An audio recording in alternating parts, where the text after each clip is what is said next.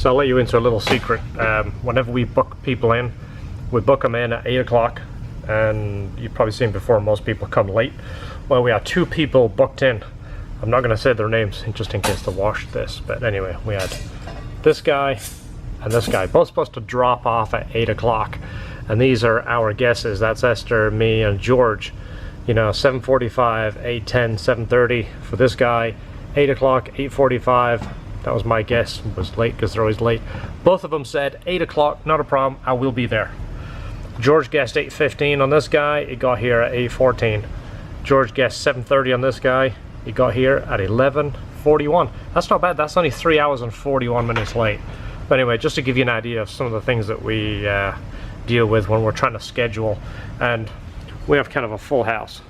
You know, we got this car and that car to do, as well as another one showing up, so it could end up being a late night again tonight. Hopefully not, but hate to do it because people make us do it, but we've got to get our cars in, done, and out. If not, the cars stack up.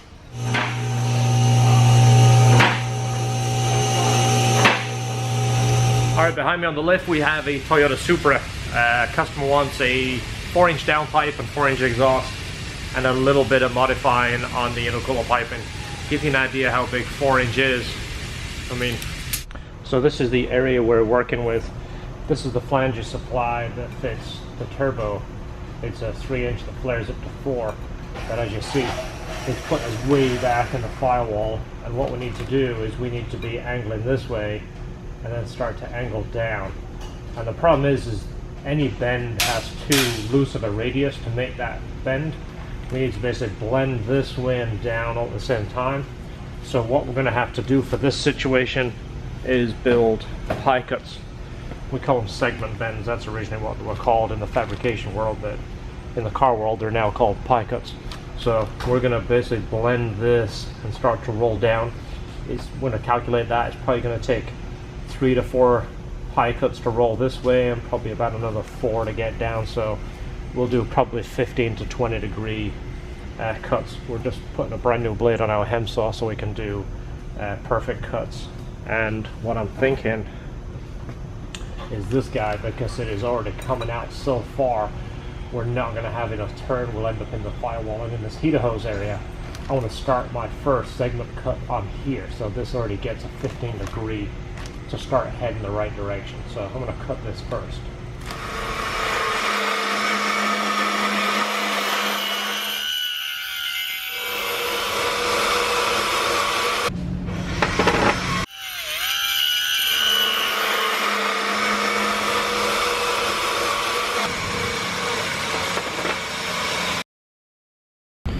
So the new humans will come with 4 hands, so when you're doing these segment bends, you have plenty of hands to do it. That's actually rolling quite nice, isn't it? Yeah.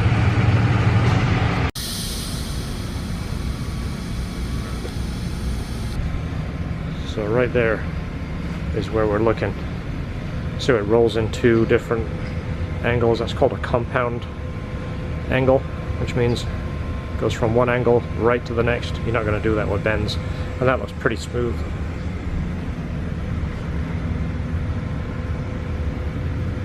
Honestly, lined up looks darn good.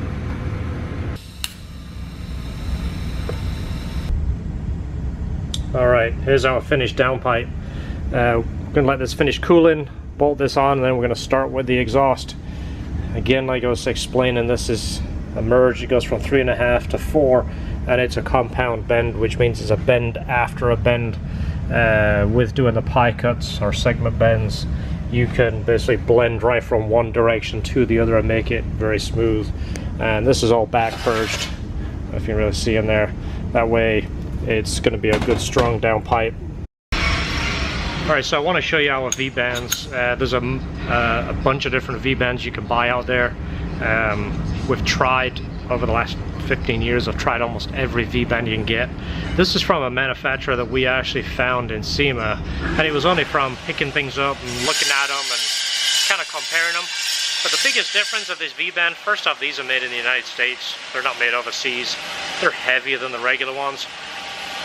The overall feel of this one is heavier because it's thicker. But you see the step right here, this is the male step and this is the female portion. They lock together extremely tight. I mean, you can't wobble that at all. But the biggest difference is this. You can see this lip, it's actually about 3 millimeters thick, where the competition is about 1 millimeter. And biggest issue with that is after you've either welded these or heated them a bunch of times, that lip gets distorted. And if you take them apart and put them back together, they don't fit quite as nice because that lip is actually the thinnest part, so all the heat concentrates on there and it gets warped. We've even had that after we weld it. We put these together, we clamp them, we do the welding, we take them apart, and you'll see that lip, because it's the thinnest, it has a little wobble to it, and when you put it back on here, it will almost like have a little bit of a, you know, almost like a twist to it. These are the best. A little bit more money, but again, you're paying for quality. You can kind of see on the angle there, you can see that lip. If I can find another V-bend, I'll show you later. I think I have some of the competition. I don't use them anymore because I don't like them. These are the best. You can see why this is, this part's kind of nice. It flicks together, or it comes apart. But let me show you the now this is a 4-inch V-bend, this is a 2.5. But the lip is the same. You see the lip here? See how thin that is? And look at this lip. See how much thicker that is? This I don't even think it's 1 millimeter thick. This is very small. It's very short. Well, you see this one sticks up quite a bit. But look at the difference of the thickness there. 2.5 inch, give you an idea, these cost about 50 bucks. 2.5 inch, these cost about 65, 68, something like that. These are way better, much more value for money. All right, so this is where our lower pipe is. You see right there, there's the V-bend. That's the bottom of the downpipe. This is the start of the exhaust. And that was not a blow-off valve for this car, by the way. See here where we're gonna kick over. So if you can see that, see this area here? Well, this is where the exhaust is kicking over. There is actually a higher portion. You can't quite see, but right here is the highest spot. So when we kick over here, we're right about here, which means we'll have less ground clearance.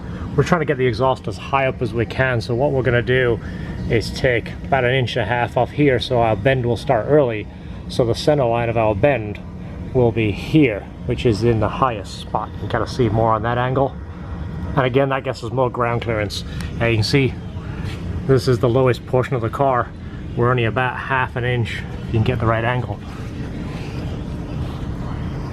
We're only about 1/2 inch below that, so we've got as much ground clearance as we can. Supra guys are not really known for getting their cars and slamming them on the ground, but if he does have it a little bit lower, we don't want the exhaust getting trashed. Alright, so there was only one hanger on this car, which is actually behind the camera. So up here, I just built these guys right here. I tacked the washer on the back side with a spacer here.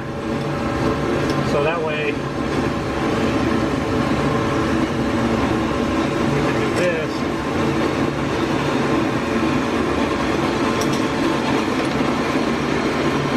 Alright, so it's another late night.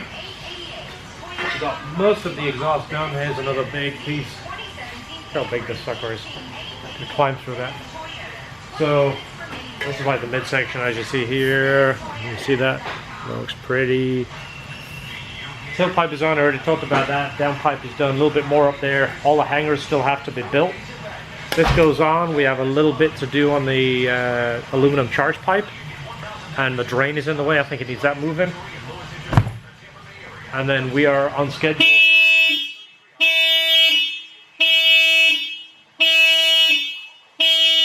We're gonna do that next. That is here for a clutch. FX300, S2000. Yeah, you want to look at that? Yeah, that comes after that. All right, so it's late, right? See, sky, dark. Okay, this is a light that we just put up. Well, been asking the landlord to change my lights for a while. This is what our complex looks like. Oh, you see the camera just kind of went onto automatic brightening. Well, there's that light way over there. There's that light there. over at our end of the complex was pitch black. And of course we work a lot of late nights, so we come out of here and you cannot see. You can't even see my truck.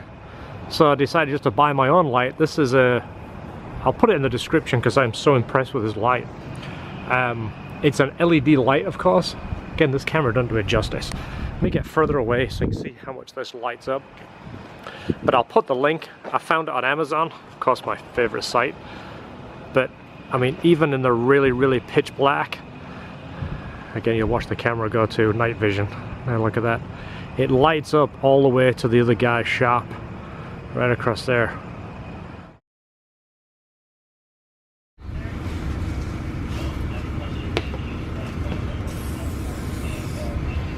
Alright, so this is what our exhaust looks like. We have two hangers here. We have a hanger here. And V-band goes right onto the downpipe. This is all 4-inch. And then the factory Toyota has these funky little hangers, which are these. And they go around here. And there's like hooks at the top. That way I wanted to make sure there's no way these are going to fall off. These are urethane up here. So they are pretty rigid. The exhaust isn't going to go anywhere. And you've seen what it looks like under here. So let's put it on, see how it looks. So we are installed. There's a downpipe. There's the first mount. Come back over here. There's the second mount. Actually a double mount there. And then we have our rubber mounts here. So as you can see, these are urethane. These are the stainless pieces that we made to go to the body. These go on the exhaust here, and you see they're braced, so we've got pretty good bite on the pipe. And as you can tell from this, but we're trying to keep the exhaust tucked up to the body, which is kind of tough with 4-inch. But the urethane won't let it move. But you can see, actually we've got about 1/4 of an inch, maybe 3/8 there. But against the, right here, the urethane does a good job stopping it moving around. So we got a maximum ground clearance. So that is the downpipe and exhaust complete. So this is what we look like on the upside. Here is the downpipe. I see we showed you pictures of that before it was welded and installed. You can see it fits in there beautiful. We've got the compound bend. Again, we all know what a compound bend is. That is a bend after a bend. Well, this, we've kind of merged it to swoop around and get where we need to. Other thing is he has an intercooler pipe kit, which is this right here.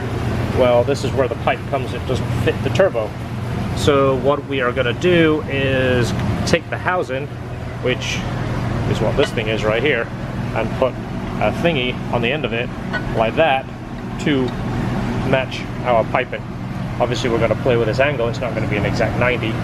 It's probably going to be, what, 60 degrees maybe? Maybe. And it's going to mate up to that guy right there. And here. Good to me. Any idea how to weld?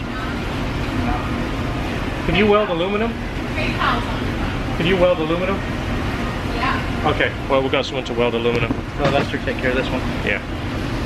Okay, so this is a basic question. We can tell your age by the braided lines that you use. Now, right here we have two different age groups. We have 50 years old and older, because that's what you're into. If you're between 30 and 40, this is what you're into. The one we don't have here, because none of us are 20, but the one that has gold and green and camouflage. None of us are 20, so we don't have that, but that is how to tell the age group by your drain line.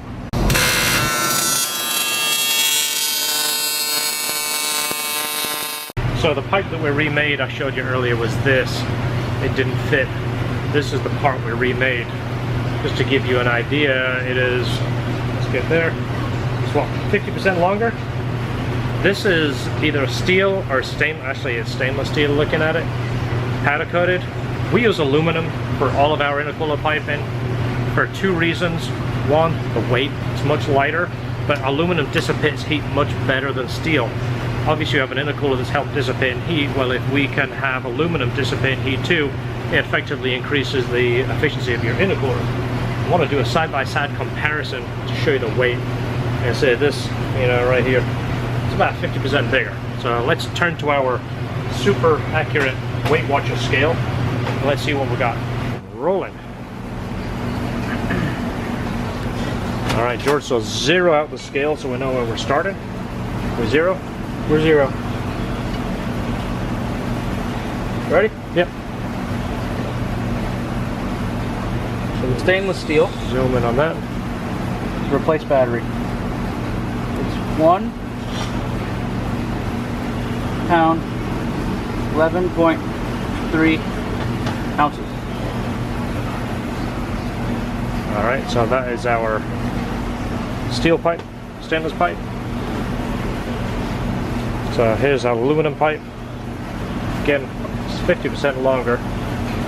Little balance on there. And that one is just 15.7 ounces. So it's just a hair under a pound, right? Yep. So to give you an idea, that's 50% longer. So it's roughly half the weight. So that is a reason we use aluminum for our intercooler piping. For that, we've got all kinds of room now. So one thing we forgot, well, we didn't forget, we just didn't do it until we remembered it. That's a nice way of saying it. We forgot to put an O2 bung in the exhaust system, which means when this car is not ready to run, so we didn't have one to take out to put back in. But when he comes to getting this running, he's going to need an O2 sensor in it. He's going to hate it if he looks at it and there's nowhere to put one in. And we don't want someone taking out a MIG torch and, you know, gluing one on there. So perfect time to get it done.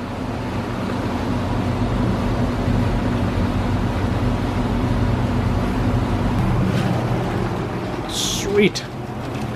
It's that time again. Another yummy lunch. Best lunch lady ever. Alright, so the continuing saga of the TV. Here is the replacement for the 65-inch that we bought and found out it had a big crack in it. The other one already got picked up. This one's already here, which amazing time. Which is good because we have another car. We've got a dyno and it's a rear-wheel drive car. So we need this TV. So this car is almost done. Then maybe we'll do an unboxing of the TV. Hopefully the stupid thing isn't cracked.